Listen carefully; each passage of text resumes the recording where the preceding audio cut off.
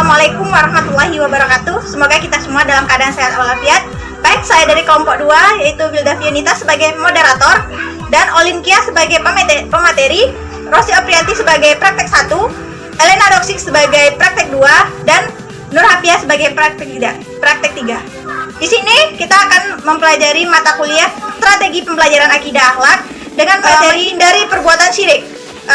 Dalam materi menghindari perbuatan syirik ini kita akan memakai strategi pembelajaran aktif. Jadi saya akan menjelaskan RPP dari pembelajaran ini. Yang akan dijelaskan yaitu kompetensi inti, kompetensi dasar, indikator pencapaian, dan tujuan pembelajaran. Yang pertama kita akan masuk kepada kompetensi inti. Kompetensi inti terdiri dari 4 macam. Yang pertama yaitu menghayati dan mengamalkan ajaran agama yang dianutnya. Yang kedua, menghayati dan mengamalkan perilaku jujur, disiplin, dan tanggung jawab.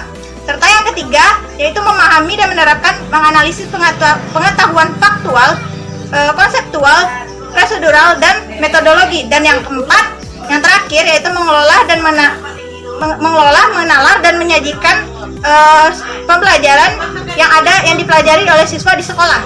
Yang selanjutnya yaitu kompetensi dasar. Kompetensi dasar di sini terdiri dari 4. Yang pertama, menunjukkan sikap penolakan terhadap perbuatan syirik dalam kehidupan sehari-hari. Yang kedua yaitu menghindari perbuatan syirik dalam kehidupan sehari-hari. Yang ketiga yaitu menganalisis perbuatan syirik, macam-macam syirik, dan cara untuk mengatasinya. Dan yang terakhir yaitu menyajikan contoh perbuatan syirik yang ada di lingkungan masyarakat. Selanjutnya yaitu indikator pencapaian.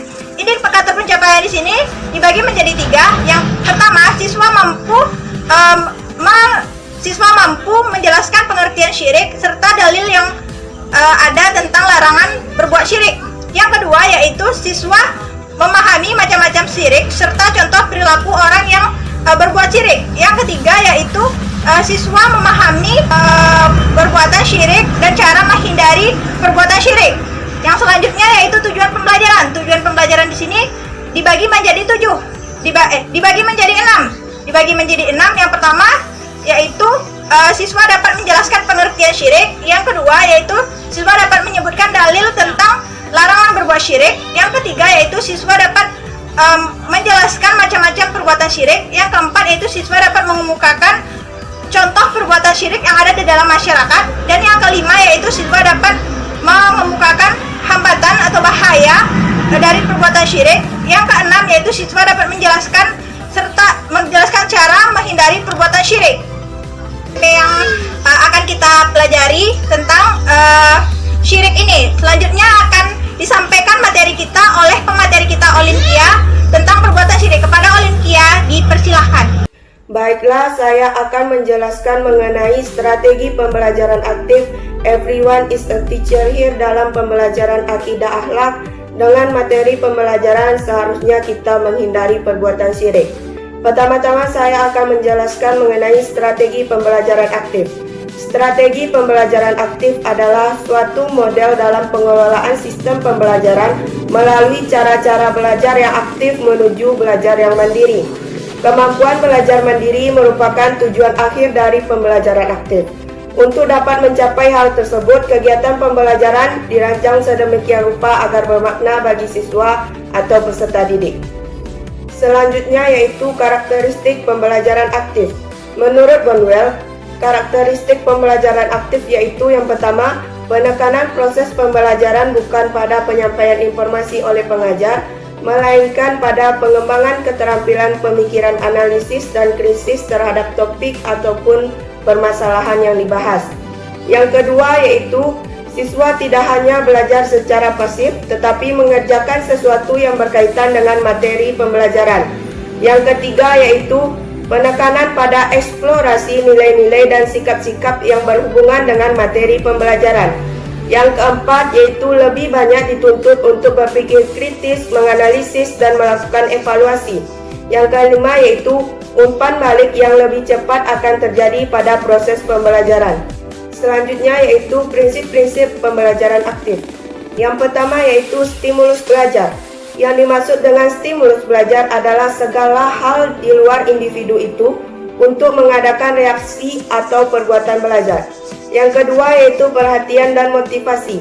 Perhatian adalah pemusatan tenaga psikis tertuju kepada suatu objek, sedangkan yang dimaksud dengan motivasi adalah keseluruhan daya pergerakan di dalam diri siswa yang menjamin kelangsungan dan memberikan arah kegiatan belajar. Yang ketiga yaitu respon yang dipelajari. Respon siswa terhadap stimulus guru bisa meliputi berbagai bentuk seperti perhatian, partisipasi dalam kegiatan pembelajaran, seperti mengerjakan tugas-tugas yang diberikan oleh guru. Yang keempat yaitu penguatan. Sumber penguatan belajar siswa adalah nilai, pengakuan prestasi siswa, persetujuan pendapat siswa, pemberian hadiah, dan lain-lain. Yang kelima yaitu asosiasi. Berpikir asosiatif itu merupakan proses pembentukan hubungan antara rangsangan dengan respon. Selanjutnya yaitu jenis-jenis pembelajaran aktif. Di sini kami mengambil salah satu jenis pembelajaran aktif yaitu Everyone is a teacher here. Strategi pembelajaran Everyone is a teacher here merupakan strategi pembelajaran aktif. Menurut Silberman, strategi pembelajaran ini adalah sebuah strategi yang mudah guna memperoleh partisipasi kelas yang besar dan tanggung jawab individu. Jadi dapat disimpulkan bahwa strategi pembelajaran Everyone is a teacher here merupakan cara untuk mendapatkan partisipasi atau meningkatkan aktivitas dalam proses pembelajaran. Adapun manfaat penerapan strategi pembelajaran ini yaitu yang pertama, meningkatkan partisipasi kelas baik keseluruhan dan individu. Yang kedua yaitu mengaktifkan peserta didik. Yang ketiga yaitu membangkitkan respon siswa. Selanjutnya yaitu kelebihan dari strategi pembelajaran Everyone is a teacher here yaitu yang pertama, materi dapat diingat lebih lama oleh siswa. Yang kedua yaitu mendukung dan meningkatkan proses pembelajaran. Dan yang terakhir dapat mengetahui mana siswa yang belajar dan yang tidak. Strategi ini juga memiliki kelemahan. Ada beberapa kelemahan dalam strategi Everyone is a teacher here yaitu yang pertama, pertanyaan yang diajukan siswa tidak sesuai dengan tujuan pembelajaran. Yang kedua yaitu membutuhkan waktu yang lebih lama untuk menghabiskan semua pertanyaan untuk kelas besar atau kelas yang jumlah siswanya lebih banyak. Dan yang terakhir yaitu siswa tidak mampu menjawab pertanyaan. Baiklah, itu tadi penjelasan mengenai strategi pembelajaran aktif Everyone is teacher here dalam pembelajaran akidah akhlak. Untuk materi seharusnya kita menghindari perbuatan syirik. Dengan strategi ini diharapkan bisa membantu proses pembelajaran. Penyampaian materi oleh rekan kita Olinkia. Setelah materi disampaikan tadi, langkah selanjutnya kita akan menjelaskan langkah-langkah strategi pembelajaran kita ini, yaitu strategi pembelajaran Everyone is a teacher. Langkah yang pertama yaitu guru memberikan kertas kepada seluruh siswa, kertas gambar pada seluruh siswa, lalu siswa membuat pertanyaan terhadap gambar yang diberikan oleh guru tersebut tentang materi yang telah dijelaskan tadi. Selanjutnya, setelah pertanyaan dibuat, lalu guru mengambil kembali kertas itu untuk dikumpulkan dan dibagikan secara acak kepada siswa yang lainnya. Dibagikan kertas tersebut secara acak kepada siswa yang lainnya. Setelah dibagikan secara acak, maka siswa yang mendapatkan kertas jawaban temannya tadi membacakan pertanyaannya dan menjawab pertanyaan tersebut. Setelah menjawab pertanyaan tersebut, nanti diberikan kepada siswa lain untuk menanggapi dari jawaban siswa tersebut. Oke, setelah langkah-langkah itu selesai, maka akan kita praktekkan bersama-sama kepada teman kita, rekan-rekan kita, yaitu kepada Rosi Aprianti, Elena Dotik, dan Nur Hakia. Kepada mereka dipersilahkan.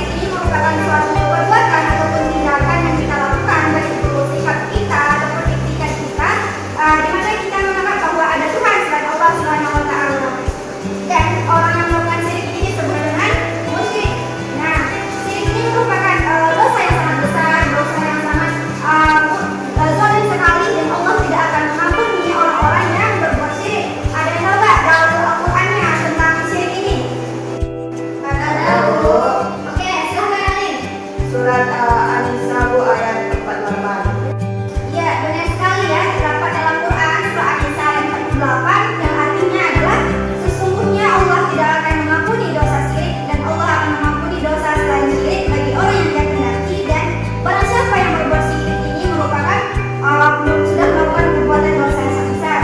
Jadi ibu harap kepada anak-anak semua jangan pernah melakukan syirik, karena segala sesuatu, ketetapan takdir kita, kehidupan kita, kebahagiaan kita itu sudah berdasarkan ketetapan takdir Allah. Ya, sudah berdasarkan ketetapan takdir Allah Subhanahu wa taala. Selanjutnya ibu akan menjelaskan tentang macam-macam syirik. Nah, ibu mau tanya dulu nih kepada Wilda, ada berapa macam syirik? Ada betul nggak? Yang pertama yaitu syirik akbar dan yang kedua yaitu syirik asghar, Bu. Akbar ya, benar sekali. Jadi macam-macam syirik ini ada dua. Yang pertama syirik akbar dan yang kedua syirik akbar. Silahkan jelaskan Olympia. Yang pertama syirik akbar. Syirik akbar itu adalah syirik yang besar, Bu. Jadi contohnya seperti menyekutukan Allah dan menganggap ada Tuhan selain Allah, Bu. Benar sekali. Jadi syirik akbar ini merupakan syirik yang besar atau biasa disebut juga namanya tuh syirik jali ataupun syirik yang jelas. Dan syirik akbar ini seperti mempersekutukan Allah, menganggap Tuhan itu ada selain Allah, kemudian menganggap Allah ini mempunyai anak. Nah, itu merupakan contoh dari syirik akbar. Nah, selanjutnya ada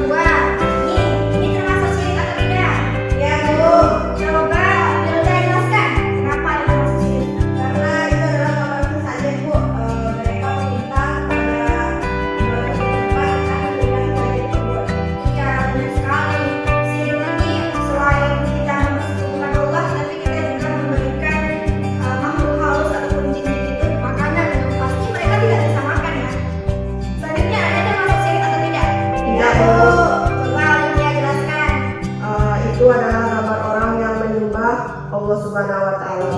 Iya, benar sekali. Jadi Tuhan kita itu adalah Allah, yang satu-satunya tempat kita memohon, satu-satunya tempat kita berdoa dan meminta adalah Allah. Nah, di sini juga ada beberapa gambar lagi seperti gambar orang yang berguna-guna. Misalnya Olimpian ditolak cintanya lalu dia mengguna-guna seseorang, itu tidak boleh ya. Selanjutnya di sini ada yang menyembah apa nih? Gambar ya. Kita tidak boleh menyembah gambar. Itu juga merupakan syirik. Oke, di sini ibu juga sudah menyiapkan ada beberapa gambar ya. Nanti anak-anak bisa menganalisis gambar ini dan kemudian ibu bisa masing-masing dari anak semua membuat pertanyaan terkait analisis gambar di sini. Boleh satu pertanyaan atau boleh dua pertanyaan dan jangan lupa tuliskan nama di atasnya ya.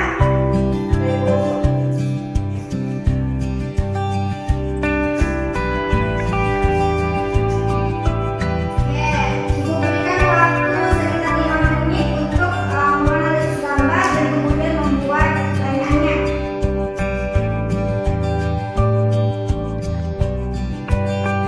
Apakah sudah selesai? Sudah belum?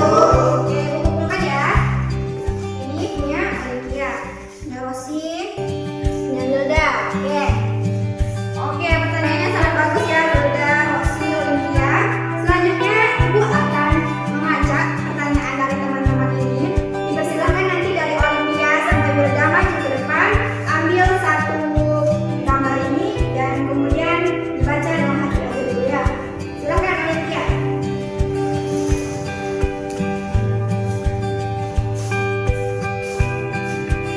Rosi, silakan duduk.